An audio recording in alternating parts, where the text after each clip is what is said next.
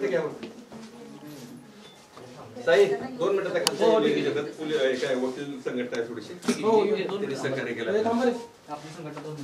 नमस्ते. नमस्कार. एकच minute. Okay thank you.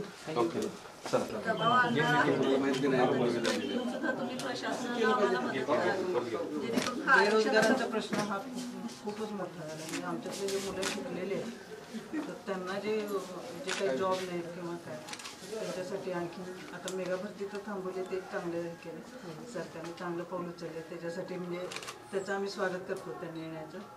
पण आम्हाला आरक्षण मिळावं की जी बेरोजगार मुलं आहेत त्यांची कुठेतरी ती कामाला लागावी, नाहीतर मग असं ते कुठेतरी त्यांची एनर्जी आतापर्यंत मराठा समाज सगळ्यात आक्रमक म्हणून ओळखला जातो, पण आम्ही 58 मोर्चे हे शांततेत काढलेले आणि आमची आक्रमकता दाखवण्याची आता वेळ आणून देऊ नका. जे काय असेल ते लवकरात लवकर आमच्या मागण्या मान्य करा आणि आम्हाला आरक्षण. आणि एक विद्यार्थी म्हणून पण आमचे स्टुडंटचे जो प्रश्न होते की आरक्षण नाही आहे, आम्हाला मेरिट असून पण आम्हाला जॉब कॉलेजमध्ये ॲडमिशन मिळत नाही, डबल फी भरावी लागते. आईवडील शेतकरी असून पण पैशाची ऐपत नसताना पण कर्ज काढून आत्महत्या करतायत. शेतकरी आत्महत्या केलेले सर्व मराठा समाजाचे आहेत, तर याचा नक्की विचार व्हावा अशी मॅडम आमची पहिली विनंती आहे, महत्वाची विनंती त्याच्यामध्ये की आमची जी आता मुलं 307 लावून आत टाकलेली आहेत ती गुन्हेगार नाहीयेत, स्वतःचा हक्क मागण्यासाठी रस्त्यावर आली होती आणि वेळेच्या ह्याच्यानुसार त्यांनी त्यांची हे केले. आम्ही काय दंगा करायला रस्त्यावर उतरलेली आमची मुलं नव्हती, तर त्या मुलांना लवकरात लवकर त्यांच्यावरचे गुन्हे मागे घेण्यात यावे हे तुम्हाला विनंती आहे. तसंच त्यासाठी सहकार्य करावं ही आमची आजची मुख्य मागणी. मॅडम आम्ही सगळ्या महिला मिळून एक तुम्ही महिला प्रतिनिधी आमच्या महिलांचे प्रश्न तुम्ही समजू शकता, जे बलात्कार वगैरे होत आहेत त्यासारख्या गुन्ह्यांमध्ये लवकरात लवकर सगळ्यांना लवकरात लवकर शिक्षा होऊन एक चांगली हे म्हणजे कुठलं तरी ठोस पाऊल उचललं तर ह्या घटना थांबतील. आणि एक महिला म्हणून तुम्ही आम्हाला त्याच्यासाठी किंवा सरकारपर्यंत त्या गोष्टी पोहोचवण्यासाठी कायदा कडक करण्यासाठी तुम्ही आम्हाला मदत करावी अशी आम्ही सर्व महिला मिळून तुम्हाला विनंती करतो. आपले आभार मानायचे मॅडम की मागच्या वेळेला जे विद्यार्थ्यांच्यासाठी शुल्क कमी करण्यात यावं त्यासाठी निवेदन आपल्याकडे दिलेलं होतं, त्याच्यामध्ये आपण अतिशय योग्य आणि तत्परतेनं निर्णय घेतला आणि तशा सूचना सुद्धा संबंधित विभागाला दिल्या. त्याचप्रमाणे आज आमची पण मागणी आहे, कारण 25 मुलांनी जवळपास आत्महत्या केली निराशेने आणि हे फार निराशाजनक चित्र आहे की अशा पद्धतीनं जर मुलं निराशेने तर एक वेगळा संदेश, चुकीचा संदेश आपल्या शासनाकडून जातोय की शासन सक्षम नाहीये का. आज सगळे जे मतदार आहेत किंवा जे सगळे नागरिक आहेत हे सगळे मायबाप सरकार म्हणून सरकारकडे बघतात की प्रत्येकाला काही ना काहीतरी सरकारकडून मदत मिळावी. गुन्हेगार म्हणून जे आज 307 किंवा 353 ऍक्च्युली एवढे मोठे गुन्हे महिलांनाही त्याच्यामध्ये गुन्हे टाकलेले आहेत किंवा 12वीची मुलं जी कॉलेजमधून बाहेर पडली आयडेंटिटी कार्ड सुद्धा त्यांनी दाखवलंय आणि तरीही त्यांना उचलून नेलेलं आहे. त्यांना त्यांचे व्हिडिओज पण आहेत मॅडम की त्यांना चालताही येत नव्हतं, इतकी मारहाण पोलीस स्टेशनला त्यांना झालेली आहे. तर हे चुकीचं आहे की जे खरोखर जेन्युअनली ज्यांनी दगडफेक केली किंवा ज्यांनी आंदोलनात जाळपोळ केली आहे त्यांना पकडणं, त्यांच्यावर कारवाई होणं हे मान्य आहे, पण जे निरपराध आहेत त्यांच्यावरती कारवाई नको व्हायला. आणि त्याच्यासाठी पण आज आम्ही निवेदन देतो की त्यांचे जेन्युअनली हे होऊन जी कार्यवाही आहे ती बघून त्यांचे पण गुन्हे जे आहेत ते मागे घेतले जावे, त्याच्यासाठी शासनाकडून आम्हाला मदत हवी आहे.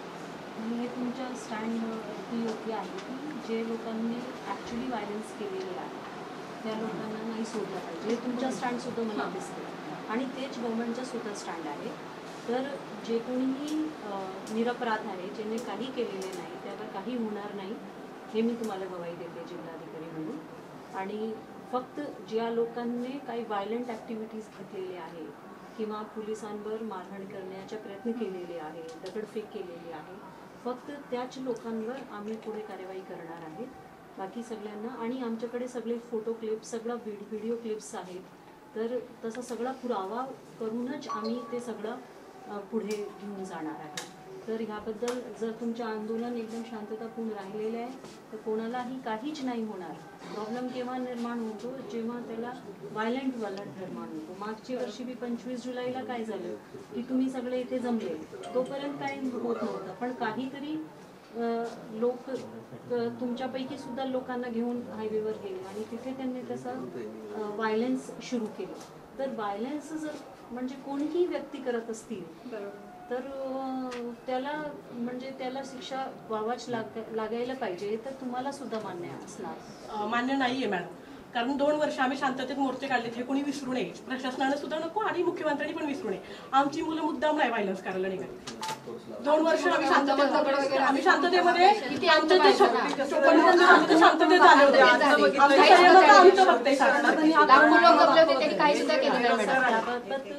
त्याबाबत सीएम साहेबांनी स्वतः निवेदन काढलेलं आहे आणि तुम्हाला सगळं माहिती आहे की गव्हर्नमेंट किती सिरियस आहेत आणि हे सगळी गोष्टीवर किती सिरियसली विचारविमर्श तिथे होत आहे. पण जे बाब न्यायालयामध्ये आहे त्यावर शासनाच्या सुद्धा काही 100% कंट्रोल नसते, तरी त्यांनी शासनाची बाजू जी आहे ते खूप चांगल्या पद्धतीने मांडलेली आहे आणि लवकर ते लवकर याबाबत काही एकदम ठोस निर्णय होतील तसा शासनाच्या लेवलवर चालू आहे आणि होईल असा मला विश्वास आहे. आणि आपण पेशंटली हे जन आंदोलन करा त्याबाबत काही हरकत नाही आणि लोकशाही आहे तर सगळ्यांनी स्वतःची मागणी ठेवायची अधिकार आहे. मॅडम आम्ही शिवरायांचे वारसदार आहोत, शिवरायांची आम्हाला शिकवण आहे की रयतेच्या काडीला पण धक्का लागू नये. आम्ही ती शिकवण नक्कीच आतापर्यंत तुम्ही 58 मोर्चांमध्ये